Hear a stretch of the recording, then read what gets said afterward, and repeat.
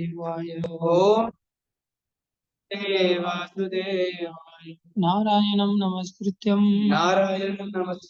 नरं चैव नरोत्तमं देवीं सरस्वतीं व्यासं ततो जयमुदीरये नष्टप्राये स्वभद्रेषु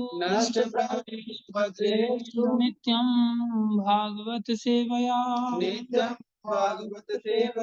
भगवती उत्तम श्लोके भक्तिर्भवती नैष्ठिकी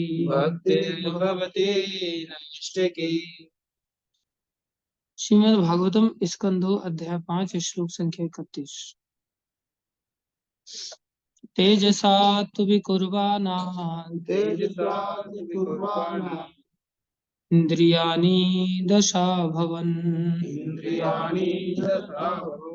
ज्ञान शक्ति क्रिया शक्ति बुद्धि प्राणश्च तेजसो श्रोत्रं त्वघ्राण दृग्जीवा वाग्दोर्मृढाङ्घ्रिपायवः तेजसा तु विकुर्वाणा इंद्रियाणि दशा भवन ज्ञान शक्ति क्रिया शक्ति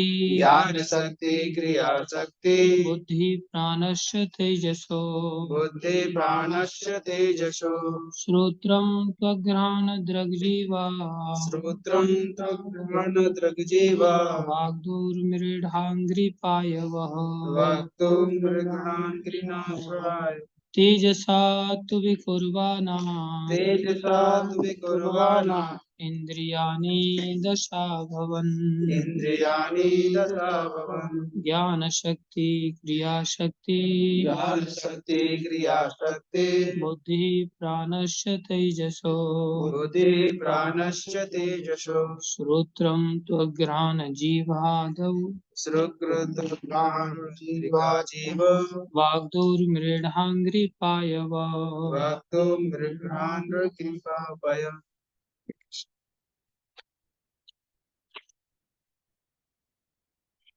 अनुवाद रजोगुण में और अधिक विकार आने से बुद्धि तथा प्राण के साथ ही कान त्वचा नाक आँख जीभ मुंह हाथ जनन इंद्री पांव तथा मल विसर्जन की इंद्रियां सभी उत्पन्न होती हैं। तात्पर्य अर्चनी वंदनी प्रातः स्मरणीय जगतगुरु श्रील प्रभुपाद जी द्वारा श्रील प्रभुपाद की जय। ओम अज्ञानतिमिरन्धस्य ज्ञानाञ्जन शलाकया चक्षुरुन्मीलितं येन तस्मै श्री गुरुवे नमः। श्री चैतन्य मनोभीष्टं स्थापितं येन भूतले स्वयं ददाति स्वपदान्तिकम्। वन्देऽहं श्रीगुरु श्रीयुतापदकमलं श्रीगुरुन् वैष्णवांश सागरजातं सेकना रघुनाथं तं सजीवम् साद्वैतं सावधूतं परिजनसहितं कृष्ण चैतन्य देवं श्री राधा कृष्ण पदान सैगन ललिता श्री विशाखान्वितांश हे कृष्ण करुणा सिंधु दीनबंधु जगतपति गोपेश राधा कांत नमस्ते। तप्त कांचन गौरंगी राधे वृंदावनेश्वरी वृषभानुसुते देवी प्रणमामि हरिप्रिय। वाञ्छाकल्पतरुभ्यश्च कृपा सिन्धुभ्येव च पतितानां पावनेभ्यो वैष्णवेभ्यो नमो नमः। जय श्री कृष्ण चैतन्य प्रभु नित्यानंद श्री अद्वैत गदाधर शिवासादि गौर भक्तवृंद।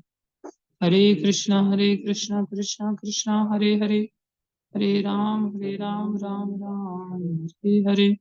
हरे कृष्णा कृष्णा कृष्णा हरे हरे हरे राम राम राम हरे हरे। हरे कृष्णा कृष्णा कृष्णा हरे हरे हरे राम राम राम हरे। गुरुवे गौरचंद्राय राधिकाय तदालय कृष्णाय कृष्ण भक्ताय धर्मभक्ताय नमो नमः। हरे कृष्ण। गुरु वैष्णव कृपया से जो कुछ कहें आप सभी कृपा करके ध्यान से श्रवण करें। सबका हार्दिक अभिनंदन और स्वागत है। तात्पर्य अर्चनी वंदनी प्रातः स्मरणीय श्री प्रभुपाद जी द्वारा श्री प्रभुपाद की। कल क्या क्या लिखा है आप लोगों ने? जी, every evil is dependent on buddhi and pran shakti. और this material world is full of दुखास। इसमें आपने एग्जांपल दिया था, जैसे अगर विंटर आ जाता है तो हम समर का वेट करते हैं, हाँ। फिर सोचते हैं समर में हमें सुख मिलेगा, इसलिए समर आता था तो दुखी देता है वो भी। हाँ। और भी आपने एग्जांपल दिया था लाइक जब समर होता है तो हमें लगता है कि बारिश आएगी तो सुख मिलेगा, तो बारिश आ जाती है फिर भी हमें दुख मिलता है। तो एग्जांपल दिए थे आपने। Yes bro. संसारी चीज सब दुख देती है। संसारी चीज सब दुख देती है। बहुत बढ़िया। संसार दुखालय है। बुद्धि भगवान ने दी है, बुद्धि के साथ बुद्धि दी है। बुद्धि की सहायता इंद्रिय करती है। बहुत बढ़िया। हमारा जीवन सबसे ज्यादा बुद्धि और प्राण शक्ति मारती है। जय हरि बोल। हरि बोल। आप सुनाइए। आपने कहा था प्रोच कि हमारा जो जीवन है वो प्राणवायु पर निर्भर है। बाद में आपने कहा था कि अगर प्राणवायु कितनी खराब होगी तो जीवन कैसे चलेगा, जो प्राणवायु और इंद्रिय दोनों इम्पोर्टेंट है। और जीवन संघर्ष में है और संघर्ष करने के लिए इंद्रिय बुद्धि का उपयोग करता है। और जो इंद्रिय है वो रजोगुण से उत्पन्न होती है और जो रजोगुण है वो वायु तत्व से।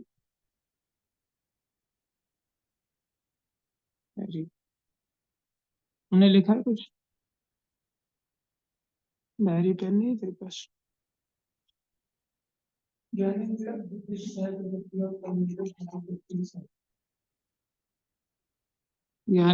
बुद्धि की सहायता करती है, कर्म इंद्रियां प्राण शक्ति की सहायता। Very good. और भी कुछ लिखा है? बोलो। नहीं लिखा है? सर्वस्व भगवान के सेवा में लगाना चाहिए। सर्वस्व भगवान की सेवा। उदार व्यक्ति की स्टोरी बताई थी। वेरी कुछ लिख लेना, कल तो आया था ना तुम क्लास में, जो याद हो बिंदु लिख लेना, ठीक है।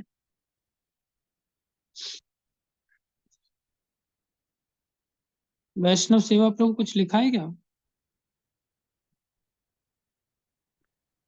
तो जी मौसम का जो आपने वेदर का बताया था वही मैंने स्टार्टिंग में लिखा था, उसके बाद नहीं लिख पाया। हाँ, मौसम का बताया था, क्या मौसम आया है। समय के साथ जैसे बदलता है तो दुख तो कभी खत्म होते नहीं है, हमेशा हमको ऐसा लगता है कि इसमें। आपने लिखा है क्या ये? जी मोबाइल में लिखा था। अच्छा, अच्छी बात है। एक हार्ड कॉपी में भी लिख लीजिएगा, ठीक है। जी प्रभु। मोबाइल में बहुत सारी चीजें लिखी रहती है आजकल, पता नहीं चलता। तात्पर्य अर्चनी वंदनी प्रातः स्मरणी जगत गुरु श्रील प्रभुपाद जी द्वारा श्रील प्रभुपाद की।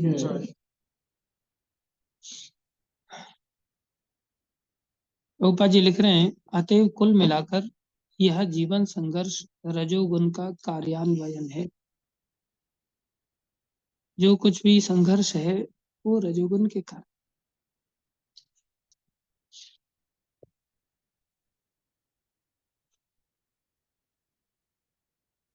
तीन गुण है, सतोगुण, रजोगुण और तमोगुण। संसारी दृष्टि से देखा जाए तो आनंद दो ही गुणों में है, या तो सतोगुण में है या तमोगुण में। आनंद दो ही गुण है। रजोगुण में संघर्ष।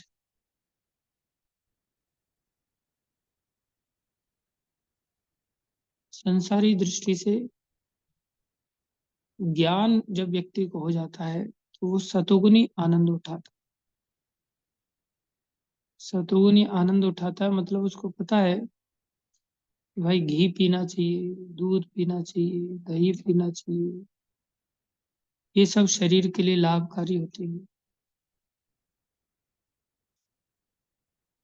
हमारे यहाँ पर एक चारवाक मुनि हुए हैं भारत में। उन्होंने इस ज्ञान के आधार पर एक सिद्धांत, भक्त तो थे नहीं लेकिन मुनि थे। मुनि मतलब जो चिंतनशील होते, मननशील होते। तो उन्होंने समाज के लिए एक उपदेश दिया। उन्होंने कहा, ऋणम कृत्वा घृतम पीबेत। उन्होंने बोला, पैसा किसी से उधार ले लो अगर आपके पास पैसा नहीं है तो, और घी पियो। ऋणम कृत्वा घृतम पीबेत यावत जीवेत सुखम जीवेत। जब तक जीना है सुख से जियो, सुखी होकर के जियो। सुखी होकर के जीने का मतलब क्या है? घी हमें क्या प्रदान करता है? सुख देता है। इसलिए वो कह रहे हैं, अभी भी कुछ लोगों को घी अच्छा लगता है ना? हाँ, ज्यादातर लोगों को अच्छा लगता है, कुछ लोगों को अच्छा लगता है। ज्यादातर लोगों को घी अच्छा, कुछ लोगों को घी अच्छा नहीं लगता, क्योंकि अभी वो सतोगुण के स्तर पर नहीं उठ गया। सतोगुण में घी अच्छा लगता है, और घी ज्ञान के आधार पर भी शरीर के लिए लाभकारी। सतोगुण के अंतर्गत ज्ञान शक्ति होती है। तो उन्होंने ऐसा कहा कि पैसा लेकर के घी पियो और सुख से जियो। बोले पैसा लौटाना नहीं है क्या? किसी का उधार ले लेंगे तो लौटाना भी तो पड़ेगा भाई। बोले, भस्मीभूतस्य देहस्य। कौन कहता है लौटाना है? दिमाग खराब हो गया, लौटाना है। भस्मीभूतस्य देहस्य, अरे जब ये प्राण छूट जाएंगे और ये शरीर जल जाएगा, फिर ये शरीर की राख बन जाएगी। जब शरीर की राख बन जाएगी, बोले कौन सा पुनर्जन्म कुतः भवेत्, पुनर्जन्म कहाँ होने वाला? किसने देखा है पुनर्जन्म? तो हमें लौटाने का झंझट क्यों? बस ये जीवन में उसके सामने नहीं पड़ने का जिससे पैसा उधार लाए, नए नए मुर्गे हलाल करने का, एक बार एक व्यक्ति से उधार लेने का, दूसरी बार दूसरे से, तीसरी बार तीसरे से, ऐसे उधार ले। कुछ भक्त लोग ऐसे होते हैं जो अलग अलग लोगों को पकड़ते रहते हैं और पुराने लोगों को छोड़ते रहते हैं। उसको कहते हैं यूज एंड थ्रो पॉलिसी। तो हालांकि ऐसा नहीं करना चाहिए। बोले कौन सा पुनर्जन्म होने वाला है? ये प्रभुपाद जी बता रहे थे विदेश में एक बार इस घटना को। तो वहां विदेशी भक्त लोग, हिप्पी जो जुड़े हुए थे, वो पूछने लगे, अरे भारत में भी ऋषि मुनि ऐसे मूर्ख होते हैं, बताओ। भारत के लोग, फिर उन्हें मुनि क्यों कहा गया? ऋषि मुनि लोग ऐसी बात कर रहे हैं, बताओ पुनर्जन्म नहीं होता है, किसने देखा है पुनर्जन्म? ये तो नास्तिकतावाद है। वहां के लोग भी नास्तिक होते हैं क्या? तब प्रभुपाद जी ने कहा, वहां के जो नास्तिक हैं तुम्हारे यहाँ के नास्तिकों से अच्छे हैं। बोले ऐसे कैसे? नास्तिक तो नास्तिक होते हैं। बोले तुम्हारे यहाँ के जो नास्तिक हैं वो दूसरों को सलाह देते हैं कि जब तक जियो सुख से जियो, दूसरों से उधार लो और दारू पियो, शराब पियो। हमारे यहाँ के नास्तिक ये नहीं सिखाते कि शराब पियो। हमारे यहाँ के नास्तिक भी मुनि लोग क्या सिखाते हैं? घी पियो। ये सतोगुणी नास्तिक है। एक आनंद तो सतोगुण में है और एक आनंद तमोगुण में है। तमोगुण में क्या है? आराम से दारू पियो और सब टेंशन भुला दो। अब कोई ट्राई मत करना इसको। मेरा एक भाई है, चाचा का लड़का, उसने दारू पीना चालू कर दिया। मैं उसको पूछा, भाई तेरे को दारू में ऐसा क्या मिला जिसकी वजह से दारू पीता है? बोले यही प्रश्न मेरा भी था कि इसमें होता क्या है कि लोग एकदम इसके पीछे पागल रहते हैं। अभी देखो, घी में भी कुछ होता है ना, तभी तो घी अच्छा लगता है। इसलिए प्राय लोग घी की चोरी करते हुए पाए जाते घी चोरी करते हैं ना, घी को छुपा के रखना पड़ता है कि नहीं, खुला नहीं रख सकते आप आसानी से, घी को लोग मार देते हैं। जैसे घी को छुपा करके आदमी पान करता है, कुछ तो उसमें है इसलिए तो लोग पान करते हैं। तो मैंने उसको पूछा, मतलब चलो घी में कुछ है, वो तो मैंने भी चखा है, अच्छा लगता है, खाली घी के साथ रोटी मिल जाए बाकी कुछ ना मिले कोई बात नहीं, उसी से आदमी पेट भर लेता है। और दुनिया भर के व्यंजन वगैरह हैं और उसमें घी नहीं है तो फिर खाया नहीं जाता। ये बड़ी बढ़िया चीज है। मैंने उसको पूछा शराब में ऐसा क्या है, तो बोले मैं भी ऐसे ही सोचता था, लेकिन जब मैंने पिया ना, मेरे दोस्त लोगों ने पिलाया, तब मेरे को पता चला कि इसमें तो आदमी ऊपर उठ जाता है, ऐसा लगता उड़ रहे हैं, उड़ रहे हैं एकदम। एक बहुत बढ़िया एकदम फील होता है, बोले एकदम ऐसा लगता है, हल्का हल्का फील होता है, ऐसा बोलता है। बोले तब से मैंने जैसे ही पिया और फिर मैंने ऐसा फील किया, तो फिर मैंने सोचा यार ये तो बहुत बढ़िया चीज है, बहुत बढ़िया चीज। मतलब इतनी बढ़िया है तो फिर तेरे सिर पर जूते क्यों पड़ते हैं? एक बार वो पकड़ा गया, दारू पी करके कहीं ठोक दिया उसने, पुलिस वाले पकड़ के लगे, पुलिस वालों ने भी धोया उसको। बाद में मेरे पास फोन आया, मैं गया गाड़ी लेकर के, मैंने भी खूब धोया उसको।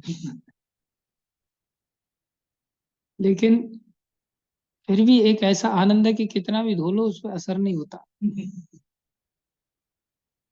तो फिर इस आनंद को लेने में क्या दिक्कत है? तमोगुण के आनंद को भी ले सकते हैं बजाय रजोगुण के आनंद, ये सतोगुण के आनंद। तमोगुण के आनंद की एक समस्या है, वो मेरे को कहता भैया इतना मारो ना, इतना मारो मेरे को, आप इतना मारो, मैं पता नहीं कब सुधरूंगा, दारू पी करके बोल रहा है। मैं उसे उठा करके रात को लेके आया, बोले इतना मारो कि मेरा मलमूत्र निकल जाए, मैं पता नहीं कब सुधरूंगा, इतना मारो। फिर मैंने उसको मारा, मैं बोला इतना ज्यादा तो अभी असर ही नहीं हो रहा, ये तो बहुत बड़ी बात कर रहा है अभी तो। मैं सोचा इसकी जब उतर जाएगी ना तब सुबह मारूंगा, और जैसे ही सुबह हुई नशा उतर गया, वो गायब हो गया, दिख ही नहीं रहा मेरे को, बोला किधर भाग गया। अब मैं बोला तूने रात को कहा था, देख मैंने रिकॉर्डिंग करके रखा, इतना मारो मलमूत्र निकल जाए, पकड़ में आया फिर, मैं बोला अब तेरी धुनाई करूंगा, एकदम से हाथ जोड़ करके गिरे, मत, अब असर हो रहा है ना। रात को नशे में बोले मार लो कोई बात नहीं। ये नशे की समस्या क्या है, ये भी नशा है, आनंद करता है, लेकिन ये नशा उतर जाता है, शाश्वत नहीं, इसलिए ये घटिया है। एक तो मुफ्त में मिलता नहीं, ऊपर से उतर जाता। लेकिन सतुगुण का जो नशा है वो लंबा चलता है, लेकिन फिर भी बहुत ज्यादा आनंद नहीं, संसारी दृष्टि से आनंद है, लेकिन वास्तव में तो दुखी है। लेकिन वो ज्ञान का आनंद है। तमोगुण का आनंद अज्ञान का आनंद है। तमोगुण का आनंद कौन सा है? अज्ञान का। अज्ञान का। जैसे हमने एक बार उदाहरण दिया था, एक भक्त था, बेचारा कोमा में चला गया था, तो उसको सेमी कॉन्शियस था वो, तो हमने उसको पूछा ले दूध पिएगा, बोले हाँ दूध पिए, भूख लगी, बोले हाँ भूख लगी, ले पी ले, तो उसने ऐसे गिलास पकड़ने का एक्शन किया, गिलास था ही नहीं, चल पी ले, पकड़ लिया, ठीक से पकड़, हाँ ठीक से, ऐसे ही खाली, और फिर बेचारा पीने लग गया ऐसे। और कुछ था नहीं वहां, पी लिया बस, और फिर उड़ गया, पेट भर गया ना, बोले हाँ भर गया, है कुछ नहीं, लेकिन अज्ञानता के कारण इसमें आनंद की अनुभूति कर रहा है जी। ये ऐसा आनंद है जैसे सुअर को कीचड़ में आनंद आता है, या जैसे सुअर को मल खाने में आनंद आता है, गरम गरम मल खाना उसको हलवा से कम नहीं लगता।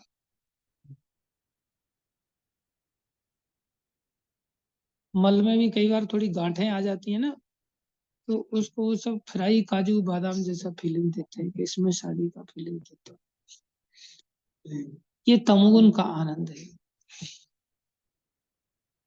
और जो सतोगुण का आनंद है, घी पीना, दूध पीना और पूड़ी खाना, हलवा खाना, ये सतोगुण का ज्ञान का आनंद।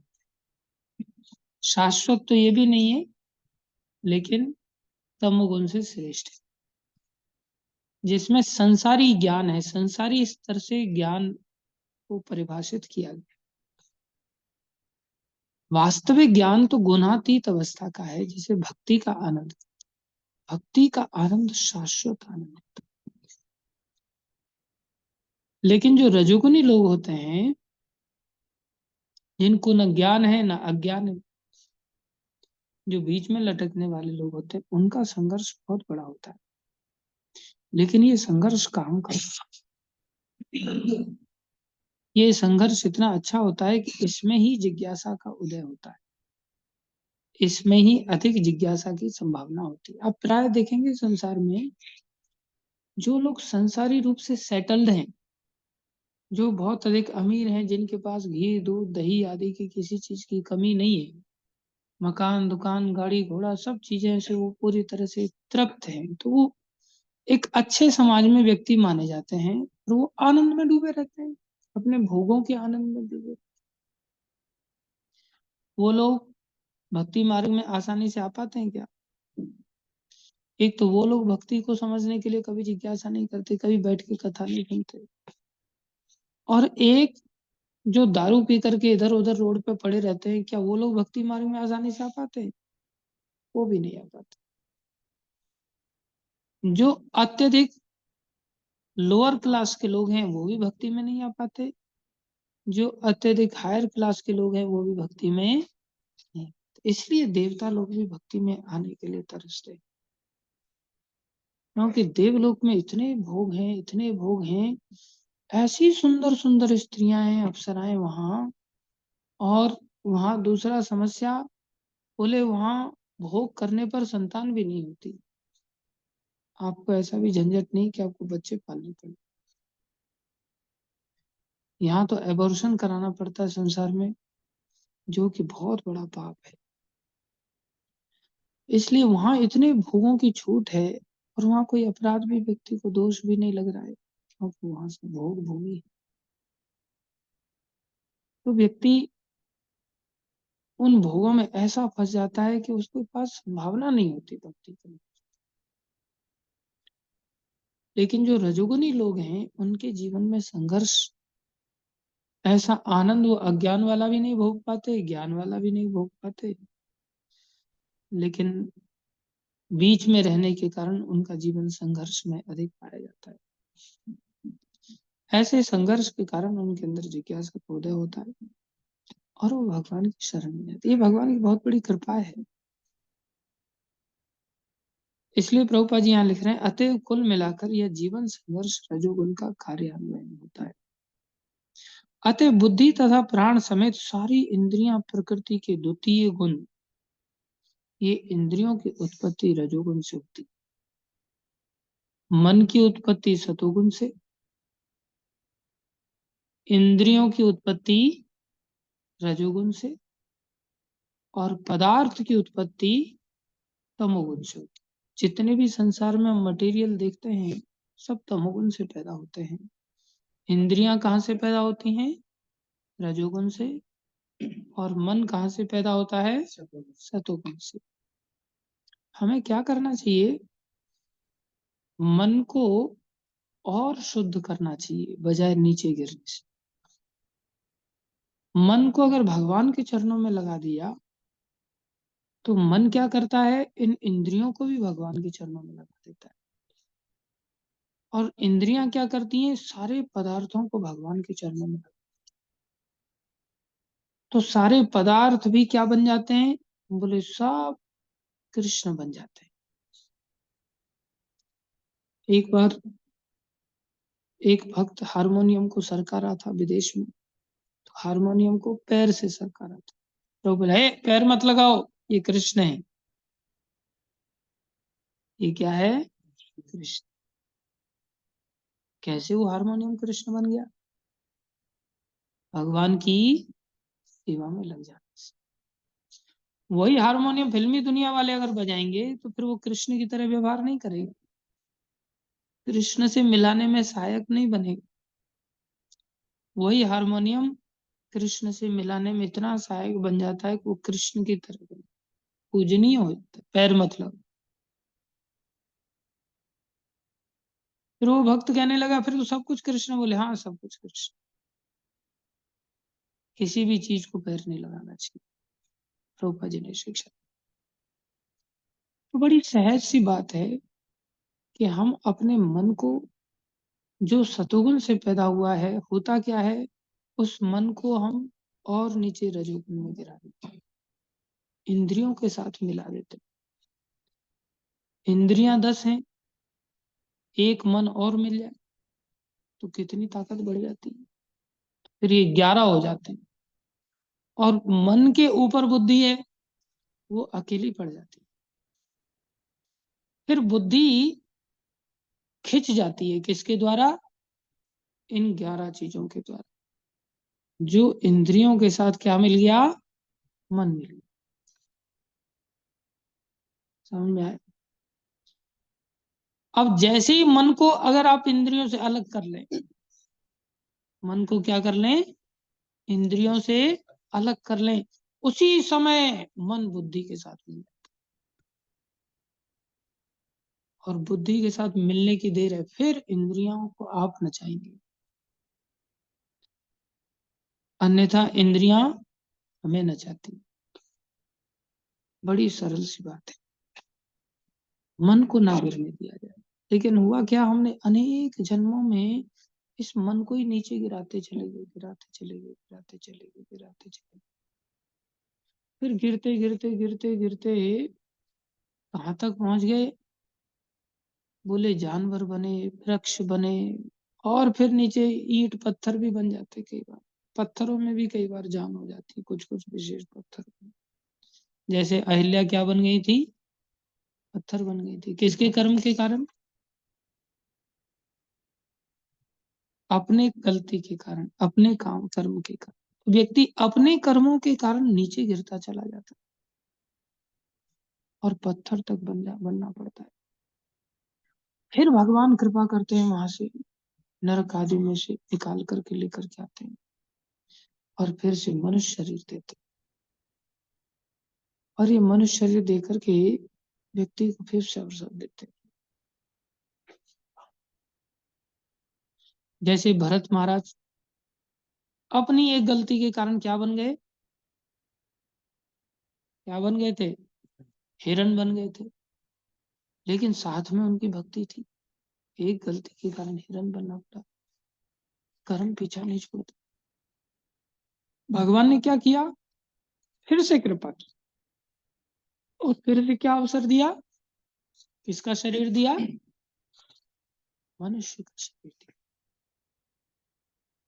और मनुष्य के शरीर में उनको भगवान ने बुद्धि भी दी थी, इंद्रियां भी दी थी। लेकिन इस बार उन्होंने देखा कि भाई मैं इस बुद्धि को इंद्रियों से मिलने नहीं दूंगा, इस मन को इंद्रियों से मिलने नहीं। मन मिलता कैसे? मन मिलता है कुसंगति से। मन इंद्रियों के साथ कैसे मिल जाता है? कुसंगति से। और मन बुद्धि के साथ कैसे मिलता है?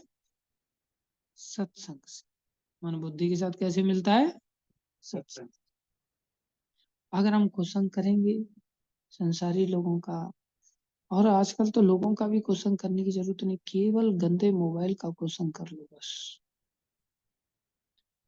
अगर कोई व्यक्ति मोबाइल को रात के 9 बजे से सुबह 9 बजे तक भी छोड़ दे ना, 12 घंटे के लिए बस, ईमानदारी से,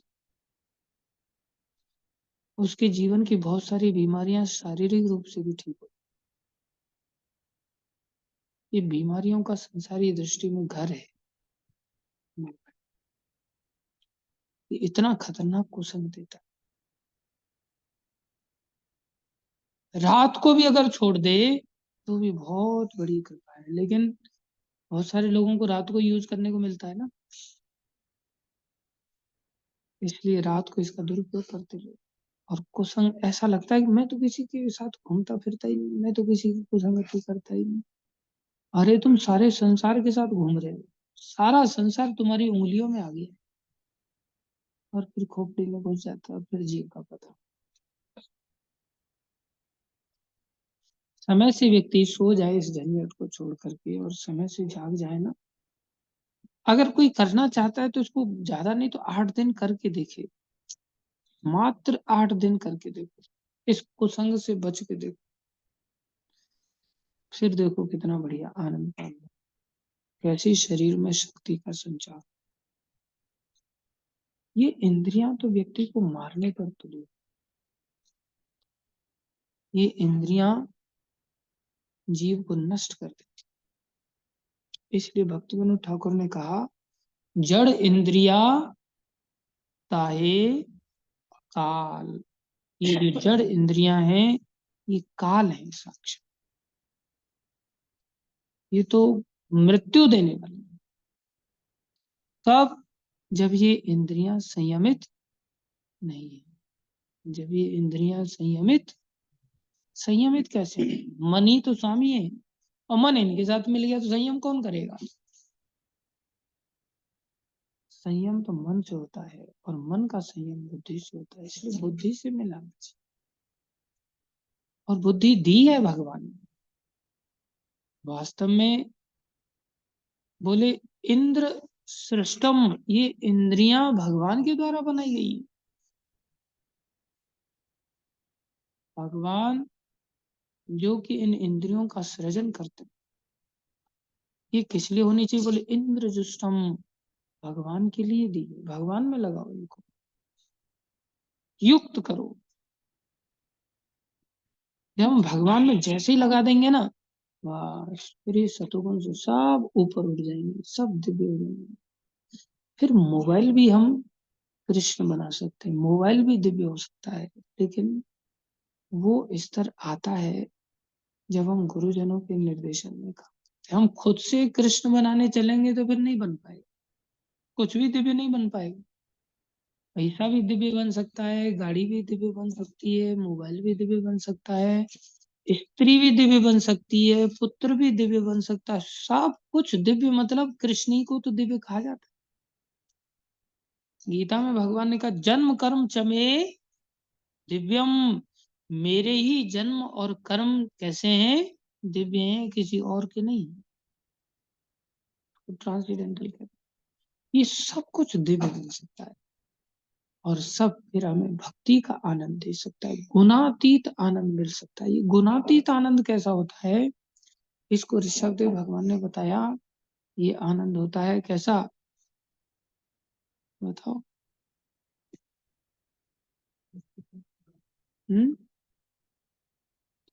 गुणातीत आनंद को ऋषभदेव भगवान ने कैसे बताया?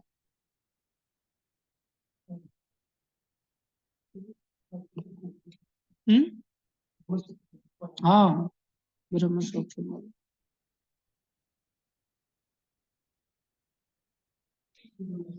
नायम देह देह भाजान निर्लोके, कष्टान कामान अर्हताम विदुभुजाम। ये तपो दिव्यम पुत्रकाय न सत्वम, शुद्ध है समात ब्रह्म सौख्यम तु अनंतम। शुद्ध कर लो अपने चित्त को तपस्या के द्वारा, तब तुम्हें ब्रह्म सुख मिलेगा। ब्रह्म सुख ब्रह्म कृष्ण को ही कहते हैं। ब्रह्म सौख्यम, भगवान का सुख मिलेगा। और भगवान का सुख कैसा होगा? बोले ब्रह्म सौख्यम तु अनंतम, अनंत सुख, उसकी सीमा नहीं है। संसार में स्त्री सुख की सीमा है, संसार में पुरुष सुख की सीमा है, संसार में रसगुल्ले की सीमा है, संसार में गुड़ के सुख की सीमा है, जलेबी के सुख की सीमा है, गाड़ी घोड़े के सुख की सीमा है, देश विदेश घूमने फिरने की सुख की सीमा है, स्वर्ग में भी सुख की सीमा है। कोई जगत ऐसा नहीं है जहाँ सुख की सीमा ना हो। लेकिन भगवान का जो धाम है, भगवान की जो भक्ति है, ये शुद्ध हो जाने पर इस संसार में भी जीव अनंत सुख को पा सकता है, अनंत सुख को पा सकता है। कई बार हम देखते हैं, अरे मैं तो सब कुछ करना चाहता हूँ, लेकिन मेरे माता पिता का क्या, वो बेचारे रो रहे हैं। तुम हंसाओगे भी तो कितने दिन हंसाओगे? तुम्हारे रहते हुए क्या लोग नहीं रोते? जब कोई व्यक्ति त्याग करता है कई बार, तो माता पिता भाई बंधु रोने लग जाते हैं कि नहीं? भक्ति मार्ग में अगर कोई जाने लगता है तो सब घर परिवार वाले एकदम से फूट फूट के रोने लगे, बेटा मत जा, बेटा कहाँ रहेगा। ये तो बोलते ही बोलते हैं। कुछ लोग तो हमारा क्या होगा, तू चला जाएगा तो हमारा भरण पोषण कहाँ से। जैसे ही उनको पता चलता है कितने फूट फूट करके रोते। लेकिन ये रोना उस व्यक्ति के साथ रहने पर फिर क्या कभी नहीं होगा? वो व्यक्ति अगर नहीं गया, साथ में ही रहा, तो क्या घर वाले नहीं रोते फिर कभी? किसी और कारण से रोएंगे, उसी के कारण से रोने लग जाते। कई बार तेरी बहू ऐसी आ गई, इसमें तो रोना, जीवन में जीवन भर का रोना हो जाता है। तो लोग रोते तो है ही ना। और व्यक्ति छोड़ के नहीं जाए, ऐसा कभी, ऐसा भी नहीं हो सकता। कभी ना कभी कोई ना कोई तो मरेगा ही ना। तो छोड़ना तो अवश्य भावी है ही ना। तभी तो रोना ही है ना। उस रोने को कैसे चुप करेंगे? क्या वापस ला सकती है क्या दुनिया की कोई शक्ति किसी को मरने के बाद? ला सकती। फिर वो कितने दिन रोते हैं? मर जाता है तो कितने दिन रोते हैं? 4-6 दिन। उसके बाद फिर वो कभी हंसते नहीं क्या? बराबर हंसते हैं। फिर क्या वो कभी पकौड़े नहीं खाते? खाते हैं। जलेबी नहीं खाते? खाते हैं। जब नया नया मरता है तो थोड़ा भोग लगा के खाते उसको।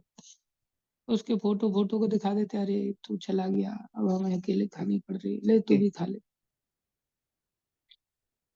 और फिर ज्यादा समय बीत जाता है तो उसका फोटो किधर है वो भी ध्यान नहीं रहता।